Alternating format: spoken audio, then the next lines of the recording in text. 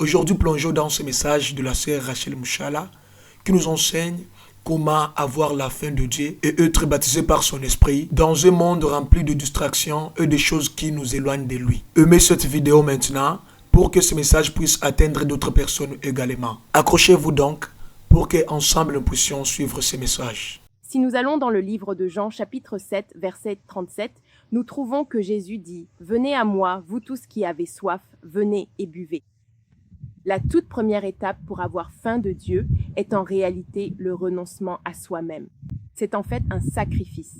Dans Matthieu, chapitre 16, verset 24, Jésus-Christ a dit « Si quelqu'un veut venir après moi, qu'il renonce à lui-même, qu'il prenne sa croix et qu'il me suive. » Ainsi, suivre Jésus est en réalité un cheminement constant de renoncement à nous-mêmes, à des choses qui sont de véritables désirs, des choses que nous désirons réellement, des choses que nous apprécions vraiment. Par conséquent, même lorsqu'il s'agit d'avoir faim ou soif de Dieu, nous ne pouvons pas simplement rester assis à attendre en disant « Bon, tu sais quoi, je vais juste continuer. » La vie que je mène en ce moment. Et puis un jour, tu sais, je vais juste découvrir que j'ai tellement faim de Dieu. Ou je vais simplement découvrir que j'ai tellement soif de Dieu. Et alors, je vais commencer à le chercher. Dans Matthieu chapitre 16, verset 24, Jésus a dit « Si quelqu'un veut venir après moi, il doit se renier lui-même. » C'est la première étape. Si tu veux avoir faim de Dieu, tu dois d'abord te renier toi-même. Quelles sont les choses qui remplissent réellement ton esprit? Et nous savons que ces choses ne peuvent jamais vraiment satisfaire notre esprit, car c'est comme de la malbouffe. Quelles sont les choses que tu utilises pour essayer de combler le vide que seul l'Esprit de Dieu peut remplir? Tu dois te vider afin d'être dans un état où tu as réellement faim. Tu ne peux pas avoir faim si tu continues à manger de la malbouffe. C'est comme une personne qui est physiquement, tu sais, physiquement mal nourrie. Tu n'as rien mangé de sain, mais tu continues simplement à manger de la malbouffe. Ton corps sera mal nourri, mais ton estomac sera rempli. Tu n'auras pas de place pour vraiment manger de la nourriture nutritive, parce que tu t'es nourri de malbouffe, donc tu n'as pas faim, même si ton corps est mal nourri. Et c'est la même chose dans l'esprit. Tu ne peux pas avoir faim de Dieu, même si ton homme intérieur est en réalité mal nourri et privé de tous les nutriments. Mais parce que tu continues à te remplir de malbouffe, tu continues à te remplir de toutes ces choses que tu utilises pour t'engourdir face aux choses de l'esprit. Tu continues à te remplir de divertissement. Tu continues à te remplir de n'importe quoi. Ça peut même être de la nourriture. Tu continues à te remplir de nourriture ou de loisirs, de divertissement et de tout ce que tu utilises comme de la malbouffe. De sorte qu'il n'y ait pas de vide pour Dieu, qu'il n'y ait pas de place pour Dieu. Donc tu ne peux pas être dans un état de faim et tant que tu continues à manger cette malbouffe, tu n'arriveras pas à un état où tu seras soudainement tellement affamé de Dieu. Mais il s'agit pour toi de créer cet espace. Tu dois te vider afin de pouvoir être dans un état où tu as faim. Parce que la Bible nous dit que ce sont les affamés, ce sont les assoiffés qui seront rassasiés par le Seigneur. Et c'est une démarche de renoncement à soi-même. Tu peux apprécier la malbouffe, tu peux apprécier les choses qui engourdissent ton esprit, tu peux apprécier le divertissement, tu peux apprécier les passe-temps que tu utilises, tu sais, pour remplacer le temps que tu devrais consacrer à chercher le Seigneur. Tu peux apprécier tous les types d'idoles que tu utilises pour engourdir ton esprit. Mais parce que tu réalises que celui qui peut vraiment te remplir, c'est Jésus-Christ lui-même, c'est du renoncement à soi. Tu te renies toi-même de ces choses et à la place, tu vas chercher le Seigneur même quand tu n'en as pas envie. En fait, c'est vraiment très intentionnel quand il s'agit de chercher le Seigneur. Tu n'apprécies peut-être pas de prier et tu peux aimer toutes ces choses qui en réalité engourdissent ton esprit. Mais tu te renies toi-même parce que Jésus a dit « Celui qui veut venir après moi doit se renier lui-même, prendre sa croix et me suivre, et c'est cette croix que tu portes. Tu te prives de ces choses que tu Reconnais qu'elles engourdissent en réalité ton esprit et tu vas vraiment commencer à prier, même quand c'est difficile, même quand tu n'en as pas envie. Parce que tu es en train de semer. La Bible dit que ceux qui sèment avec larmes récolteront avec des chants de joie. Donc, cela peut être difficile pour toi quand tu t'agenouilles et que tu n'as même pas envie de prier. Et tu as l'impression que c'est tellement difficile. Ce que je préférerais faire en ce moment, c'est simplement me divertir. Ce que je préférerais faire en ce moment, c'est juste passer mon temps sur mes loisirs. Ce que je préférerais faire en ce moment, c'est écouter tous les bruits du monde. Ce sont toutes les choses que le monde m'offre en ce moment. Mais tu dis non parce que je veux suivre Jésus. Cela m'oblige à me renier moi-même. Alors tu dis non à ces choses. Et ensuite tu dis oui à la croix. Et la croix n'est pas facile à porter. Elle est lourde et douloureuse. Alors tu t'agenouilles et tu commences à chercher le Seigneur, même quand c'est difficile, même quand ce n'est pas agréable. Tu vas chercher le Seigneur parce que tu es dans un état de renoncement à toi-même et que tu portes ta croix. Tu sèmes dans les larmes, mais le temps de la moisson dans la joie arrive selon la parole de Dieu. Et quand nous faisons cela, c'est là qu'un vide commence à se créer. Parce que lorsque nous avons chassé les choses qui avaient envahi notre cœur, lorsque nous avons chassé les idoles qui avaient pris place dans notre cœur, lorsque nous avons chassé les choses qui avaient engourdi notre esprit, alors finalement, nous allons nous rendre compte qu'il y a en fait un vide qui aspire au Seigneur. Et nous allons nous retrouver dans un état où désormais la prière n'est plus un fardeau. Parce que tu as réellement faim, tu désires tellement ardemment la présence de Dieu. Au début, tu ne désirais même pas sa présence parce qu'il te semblait que tout le reste qui t'appelait était bien plus important et bien plus attirant, tu vois. Et il semblait que c'était ce dont tu avais besoin, toutes les futilités du monde. Mais une fois que tu les élimines par le renoncement à soi, un vide se crée dans ton cœur. Tu deviens affamé, tu deviens assoiffé, tu sais, et tu deviens quelqu'un qui est désespéré de la présence du Seigneur. Et ce sont les affamés et les assoiffés qui seront rassasiés.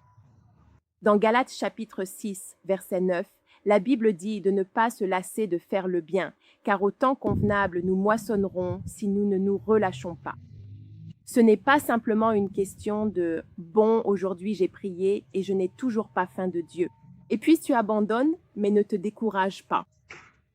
Ne te lasse pas de faire le bien. Au temps convenable, tu récolteras. C'est ce que dit la Bible. C'est la persévérance. Tu continues simplement parce que tu sais que celui qui a promis est fidèle. Et c'est un processus qui consiste en fait à faire mourir ta chair. C'est un processus où tu crucifies ta chair. Et cela n'arrive pas le premier jour. Cela peut ne pas arriver le deuxième jour. Cela peut ne pas arriver le troisième jour. Mais tant que tu restes là, à l'endroit que Dieu a désigné pour cela, cela finira par arriver.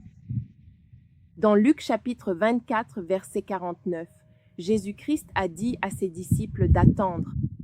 Lorsque nous arrivons à Actes chapitre 1, versets 13 à 14, nous voyons que les disciples de Jésus-Christ ont attendu le Seigneur dans la chambre haute. Ils priaient. Ils ont prié le premier jour, ils ont prié le deuxième jour, ils ont prié le troisième jour. Le Saint-Esprit n'est pas venu.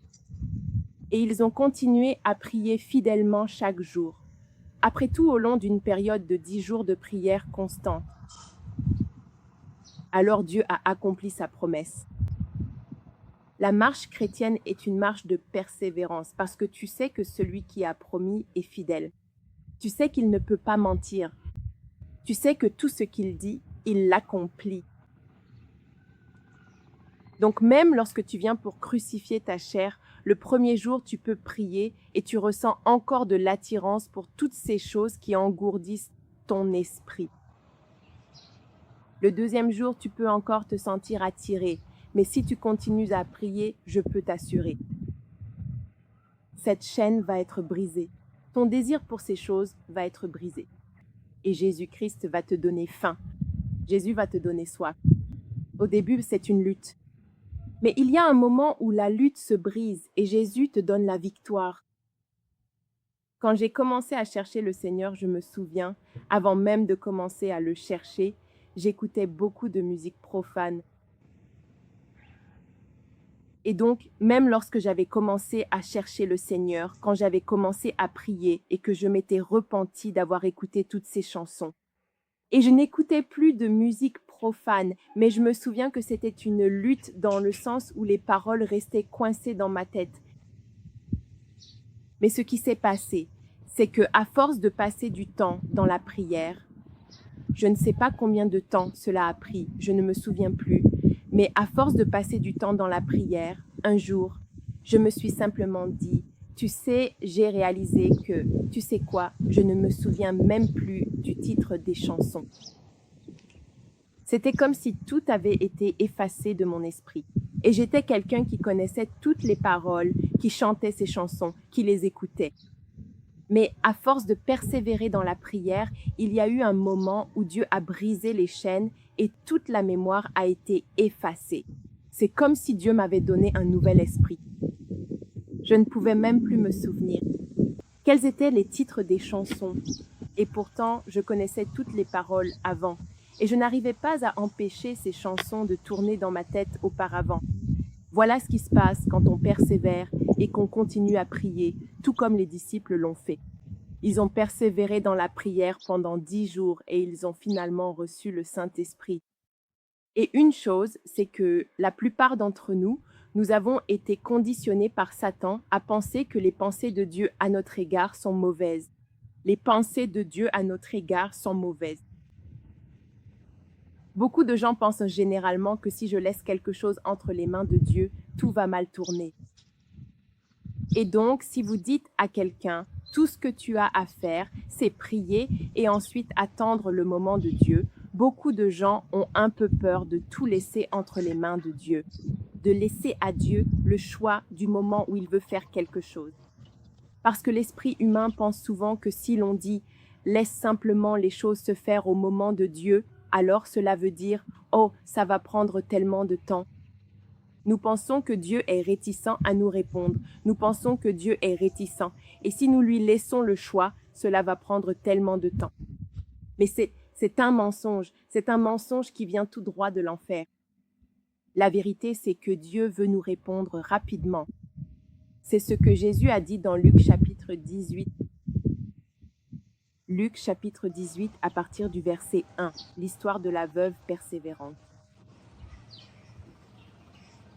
Jésus a dit, « À combien plus forte raison Dieu vengera-t-il ceux qui crient à lui jour et nuit?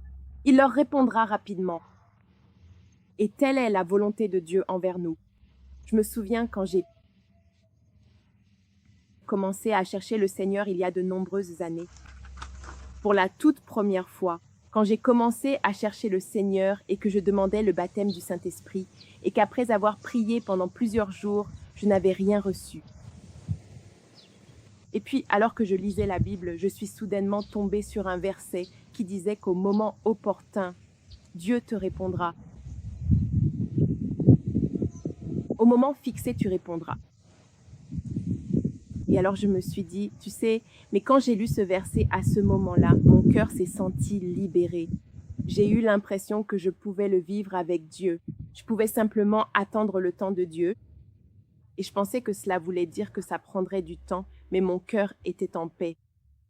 Mais je ne savais pas que le temps de Dieu, le moment fixé par Dieu, n'était en fait qu'à 2 ou 3 heures de là. Parce que, en tant qu'êtres humains, la plupart d'entre nous sommes conditionnés. Quand tu entends que « oh, ça va arriver au temps de Dieu », tu te dis « oh, ça va être long ». Et pourtant, je lisais la Bible et c'était en fait un message que Dieu était en train de me transmettre. Parce que quand j'ai lu ce verset, mon cœur était en paix. Et puis j'ai décidé de m'en remettre au moment voulu par Dieu. Mais je pensais que ça pourrait prendre encore quelques jours ou quelques semaines, je ne sais pas. Et pourtant, j'ai reçu la réponse 2 ou 3 heures plus tard. Ainsi, lorsque nous venons chercher le Seigneur, Notre travail consiste simplement à être cohérent.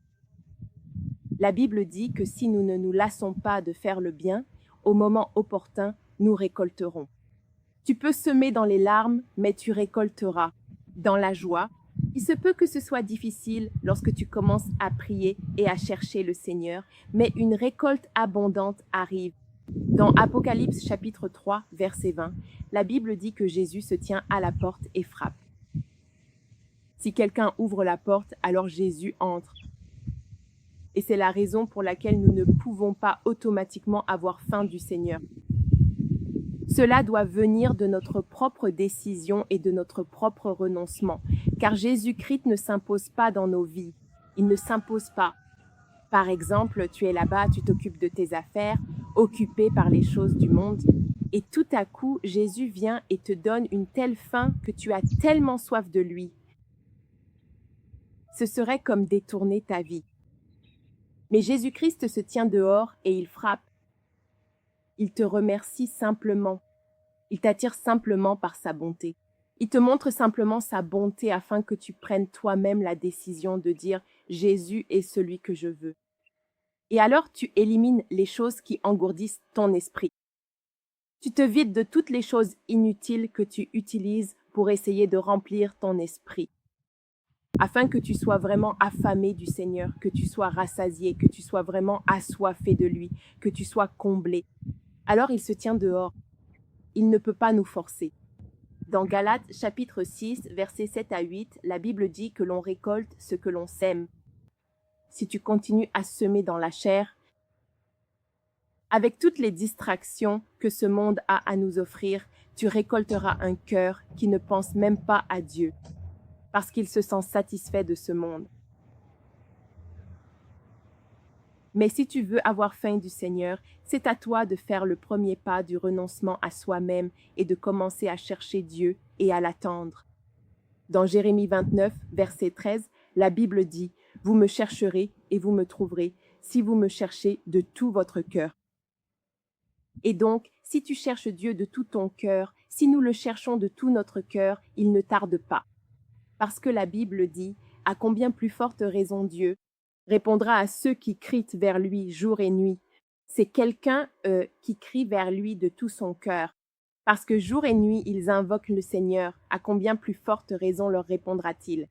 Jésus dit qu'il leur répondra en réalité rapidement. Deuxième épître aux Corinthiens, chapitre 9, verset 6.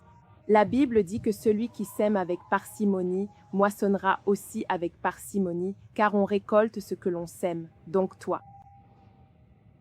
La manière dont tu cherches Dieu détermine aussi le type de récolte que tu obtiens. Mais Jésus parlait de personnes qui sont vraiment, vraiment désespérées de voir Dieu intervenir, qui, jour et nuit, l'appellent. Alors Jésus dit que Dieu répondra rapidement à de telles personnes. Si tu sèmes avec parcimonie, tu récolteras avec parcimonie. C'est ce que dit la Bible. Donc si tu es partagé, tu sais, du genre, bon, laisse-moi me remplir de toutes ces choses dont je sais en réalité qu'elles vont engourdir mon esprit et mon désir pour le Seigneur.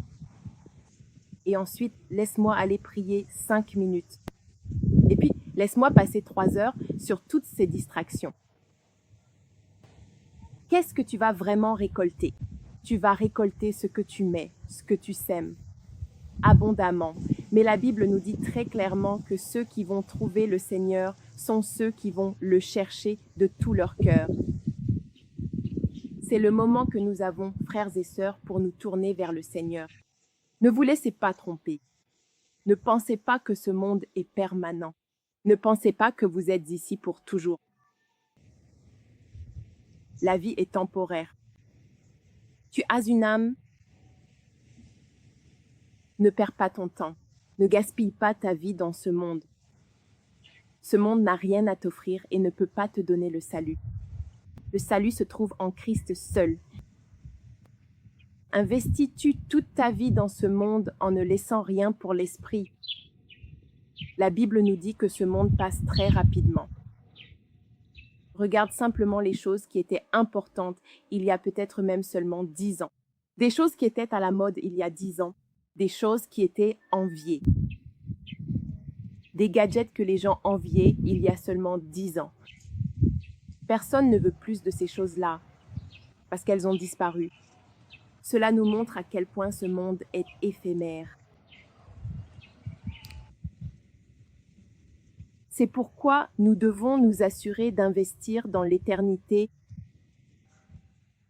afin de ne pas disparaître avec ce monde.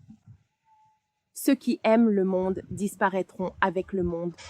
Nous ne pouvons pas simplement continuer à semer dans le monde et espérer qu'un jour nous allons miraculeusement avoir faim du Seigneur. Le Seigneur nous dit, « J'ai mis devant toi la vie et la mort, la bénédiction et la malédiction. Choisis la vie afin que tu vives. » C'est donc le moment de chercher Dieu de tout son cœur. J'espère que vous avez écouté ce message et que vous avez été bénis. Que le Saint-Esprit qui arrose la semence de la parole l'arrose dans nos cœurs afin qu'elle puisse produire des fruits. Et non seulement des fruits, mais des fruits agréables à Dieu. Son de Dieu, ne vous lassez pas de chercher le Seigneur. Pratiquons ce que nous avons reçu dans ce message et nous en verrons le résultat. Soyez bénis et retrouvons-nous dans la prochaine vidéo. Si Dieu le veut. Amen.